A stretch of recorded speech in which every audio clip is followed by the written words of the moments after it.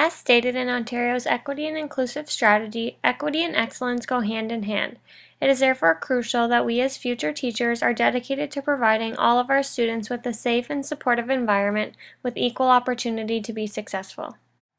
As a beginning teacher, I will take the following 3 steps to advance all areas of equity in the service of bettering my students' lives and achieving success for all in light of Ontario's Equity and Inclusive Strategy. The 3 steps are as follows. Firstly, on a personal level, I will be accepting of all the students in my classroom. Secondly, at a classroom level, I will be sure to foster a safe and inclusive environment. And lastly, at a community level, I will look for ways to make connections between students' experiences and the world around them to bring awareness to the inequalities that exist and ways in which students can develop respect and compassion for others. The first equity issue that I would like to address is on gender identity and sexual orientation. I believe that this is not only an issue of importance, but is deserving of action, as the majority of schools in Canada are dominated by unsafe spaces and experiences for lesbian, gay, bisexual, transgender, and queer youth who continue to experience higher rates of suicide, depression, isolation, harassment, bullying, and self-harm compared to their straight peers, as stated in the article by Potvin.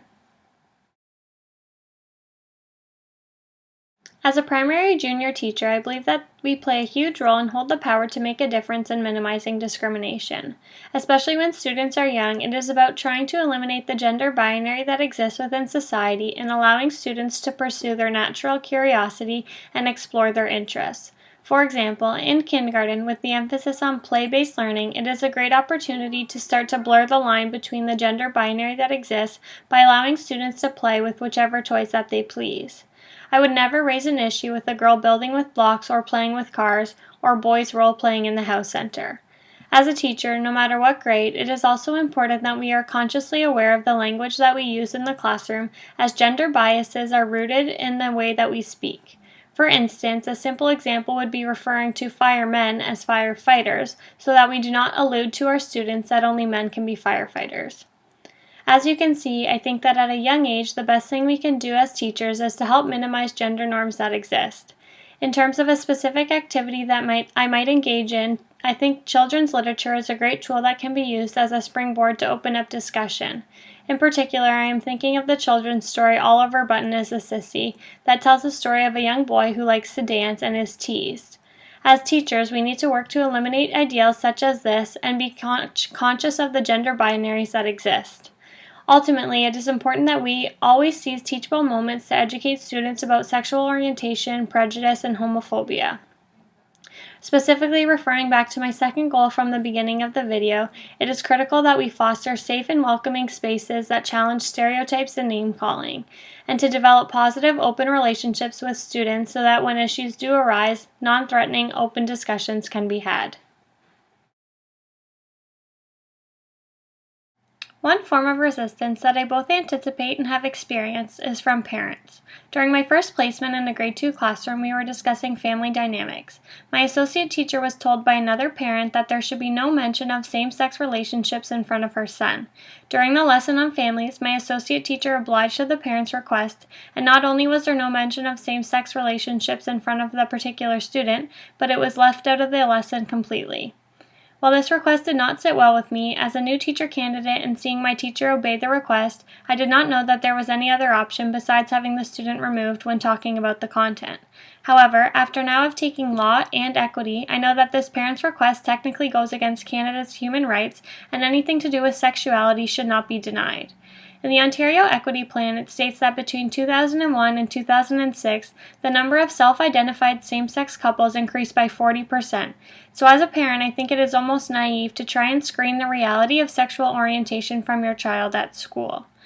In addressing these issues as a teacher, it is important that parents do remain informed about the topics being covered. However, if questions do arise about specific content, I will be sure to be open and honest and quick to refer back to the human rights document as well as the Ontario's Equity and Inclusive Strategy. As a teacher, we need to take advantage of the teachable moments to validate same-sex relationships and gender identity. If we discuss these topics openly to students at an early age, they themselves will be more open and accepting of identity and orientation. The second equity issue that I have selected has to do with diverse ability and accessibility in the classroom. I have chosen to select this topic as a future teacher we will undeniably be exposed to students with a variety of abilities in our future classrooms. As per Policy Program Memorandum Number 119, we are required to both develop and implement equity and inclusive educational policies so that all students, regardless of ability, have equal opportunity to be successful. As we know from many of our classes and being out in the field, there is a huge push for total inclusion of students with disabilities in the classroom. However, while there has been great initiative to integrate these students into our classrooms, it is important that we as teachers remember that there is a huge difference between integration and inclusion. As a future teacher, I will be sure to not only provide my students with an inclusive environment, but I also hope to reduce the stigma that surrounds disability. As discussed in the article Institutionalized Ableism and the Misguided Disability Awareness Day, I agree in saying that disability simulations do not help reduce the stigma that disability unfortunately accompanies and can actually have the opposite effect in increasing prejudice. I think that as a teacher, there are a variety of other ways to go about reducing the stigma in non-threatening, inclusive ways. First and foremost, to ensure that I am meeting the needs of all of the students in my classroom, it will be important for me to know my students. By knowing my students and the strengths and weaknesses that they bring, I will be able to better accommodate for them, allowing them to be successful. In terms of disability, more specifically, it will be important to educate myself on the disability so that I can then implement strategies, practices, and supports to best serve the needs of my students, allowing them to thrive and meet their full potential. After all, depending on the standpoint of the parent and the situation, I may be the only advocate for the student in terms of getting them the support, equipment, and services they need to be successful. And while I believe in doing research on the nature of the disability is a great place to start, it is important to remember that the way a disability may affect one person may not be the same for the next. With this being said, I will be mindful to not make generalizations. Once I am aware of my students' needs, I believe OTF is a great resource that can be referenced to help accommodate the particular need of a student, as it offers an exhaustive list of instructional, environmental, and assessment strategies that can be put in place depending on the need. Secondly, while it is evident that we need to recognize the different abilities that our students bring, I think it is important that all students, regardless of ability, are treated equitably. By adapting and employing a universal design to learning framework, I believe that it will not only guarantee equal opportunity, but will also help to reduce the stigma around disability, especially in terms of the use of assistive technology. This is something that speaks volume to me as it is something that I witnessed in one of my placements. I had a student with cerebral palsy, and while she was given plenty of opportunity to exercise her independence through the use of the tools, she was hesitant to use them because she saw none of the other students ever using them, and because of this, there was an associated stigma attached to these tools that she actually needed to be successful. In my future classroom, it is my goal to eliminate this stigma by offering the use of assistive tools to all of the students in my classroom regardless of ability. Just because a student may be gifted, who is to say that they would not benefit from using software such as Kurzweil?